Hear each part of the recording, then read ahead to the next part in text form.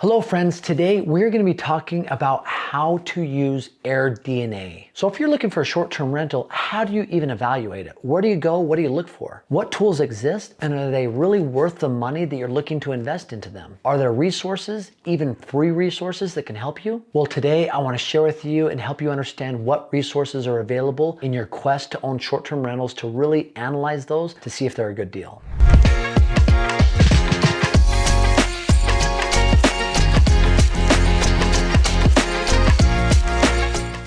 One of the coolest things about the technological age we live in is that data is right at our fingertips almost anytime we want. And data is key in helping us analyze real estate deals. And AirDNA is one of the coolest tools when it comes to helping you analyze short-term rentals. And I really want to help you understand how AirDNA works and can help you analyze deals by first explaining what AirDNA is, what it does, what data it's pulling, and how it can help you make informed decisions as a buyer for your next short-term rental. If you're ready, let's go.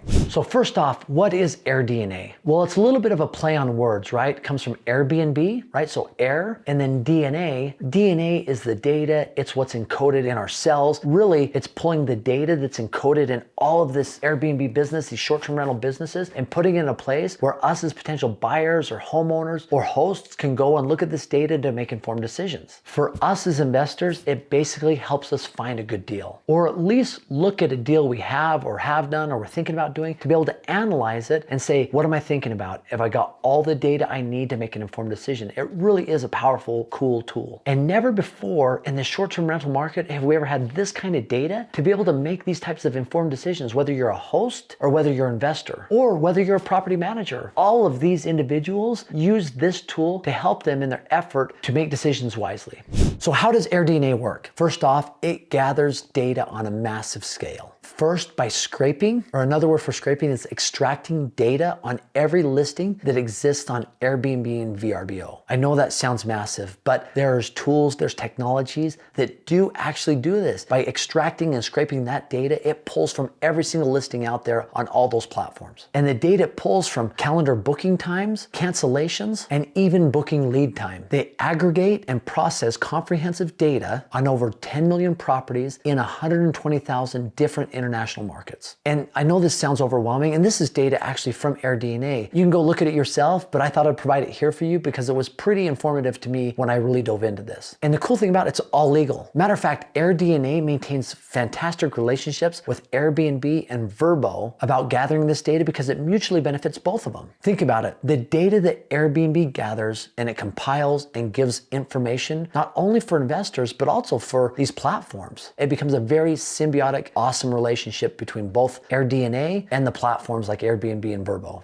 The second thing they do is partner with channel managers. These are property managers from all over the world. They have access to over 1.1 million properties and the data that comes from those. So combining these two things, the scraping of data and then partnering with channel managers, they're able to compile all this data for us as hosts, property managers, or homeowners. But one thing that's been a challenge for AirDNA is actual book dates on the calendar versus block dates, right? So what does that mean? So let's say they're able to pull that data, they scrape it. They're just not quite intelligent enough right now to say, hey, these dates that are blocked off on the calendar for this short-term rental are because somebody rented it versus the owner's blocking it off because they want to do a deep clean this week or they want to stay there themselves. And so this has been a big challenge for these data companies to be able to distinguish between the two, block date versus book dates. And one of the cool things about AirDNA, since 2015, they've been using AI, artificial intelligence, to be able to really distinguish this. So they've looked at many different factors that goes into a book date versus a block date, and AI is starting to become intelligent, and machine learning is starting to figure out which is which. And so the more we get into this, the more data they have, the more they're able to distinguish between the two, which will give us even better data here in the near future. That's a lot of information, a lot of data about AirDNA, and I think it's vital to understand, to have a good base of that before we really get started. So now let's dive into how it helps you as an investor or as a host to be able to make informed decisions that really put you in the driver's seat. Now, with any of these data platforms, there are different levels that you can participate in at different levels, both financially and how much time you put into them. So AirDNA does have a free version, which I'll talk about here in a second, and then you can upgrade from there to their basic, which is $15 a month. And it gives you a bit more data than you can get from the free site, but their most popular one is $25 a month, but it's billed annually, right? So you're looking at $300 for the year. And then they have a mega data one that's $1,200 a month. Now, I'm sure there's groups out there that use this, but I probably am not going to be spending $1,200 a month on AirDNA. So what are the data points that AirDNA uses that helps you as an investor? How does it empower us? So I'm going to tell you exactly what I did when I started looking for short-term rentals and actually the different data points that I used. So first thing I did when I was looking for a short-term rental, I went in and I Googled and I look at multiple pages. Where is the best place to own a short-term rental? And I wouldn't take one person's opinion. I would take multiple people's opinion, multiple websites, and I'd start compiling which areas are the greatest. I started talking to people in those areas, but that was all anecdotal, right? I needed some hard data. So I'd go to airdna.co, their website, and I'd start looking at three different things. The first thing, I would look at the potential annual revenue. So AirDNA, having scraped and gathered all this data, can tell you for a certain market what the potential annual revenue is. Now it's potential, it's not real, but it has enough data from sites or from properties that are booked and revenue that brings in off of listing sites on Airbnb and Vrbo that it can give you potential revenue for that area. The second thing I looked at was occupancy rate. If we say that a typical occupancy rate in short-term rentals in this area is 60%, I can then start factoring what the annual revenue is, what the occupancy rate is, and if there's anything I can do as a do-it-yourselfer to increase that. And obviously occupancy rate is that rate in which the property is occupied over the course of the year. There was one property that I saw, it was in close to Joshua Tree National Park in California, and it was called the Rabbit House, and everything in there is associated with rabbit, and I think it was booked 99, close to 100% of the year. Pretty unique property, pretty cool, but something if you get a second, go check it out. It's a pretty cool piece of property. The other piece of data that I looked at was average daily rate. This is the amount that a person would pay on average to stay in this area in this type of home. Now, there's a lot of factors that can go into that, right? The size of the home, how new it is, old it is, what amenities it has, but at least it gives you a data point to at least start your analyzation of that property.